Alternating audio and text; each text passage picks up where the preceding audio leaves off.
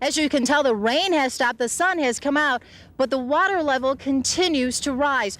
Champaign, Illinois, home to bad weather and WCIA Channel 3, Judy's first station. Security around here got even tighter. You can see police officers in their riot gear protecting the only buffer zone between the two groups. Unseasonable is right, but isn't it gorgeous? We're out here at Hessel Park in Champaign. We thought we'd make the best of today and show you at least a pretty scenery. Here she got her first big break, a shot at the anchor desk. She was still talking about bad weather, but at least she wasn't out in it. Well, flood disaster assistance centers will close today, but those needing help can continue to apply for aid. Yes, Judy was quite comfortable in the big chair, comfortable enough to land her next job in San Diego. Years before Consumer Bob hit it big on News 8, a young reporter named Bob Hansen got his first TV job. Bob Hansen, News Center 8, Kingdom City. That's Kingdom City, Missouri, and Bob was still in college. Missouri lawmakers are jockeying for position, all trying to come up with that winning trump card to pass through their favorite bill. Eyewitness News is next on TV 20.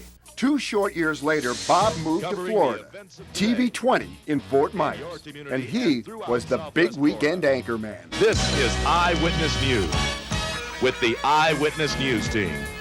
Good evening and welcome to our early edition of Eyewitness News. I'm Bob Hansen.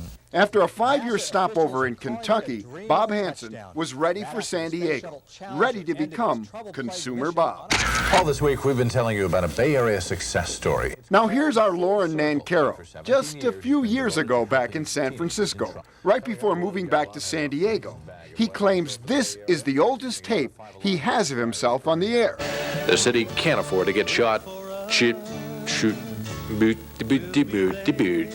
But we found one that's quite a bit older. Here he is in Albuquerque in the 1970s.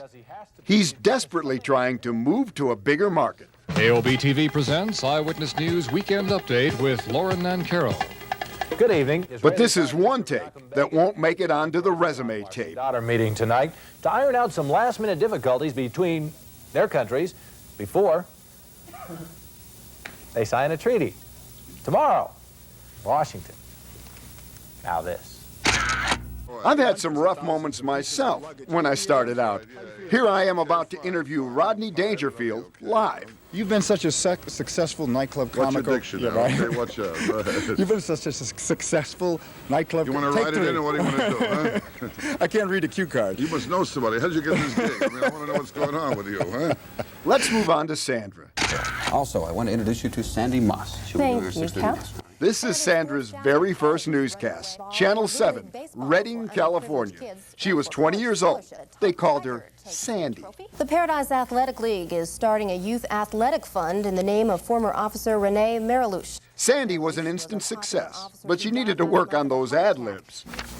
Okay, Cal. Okay, Cal. Okay, thanks, Mike. Soon, Sandra was Redding's really big star with a really big scarf.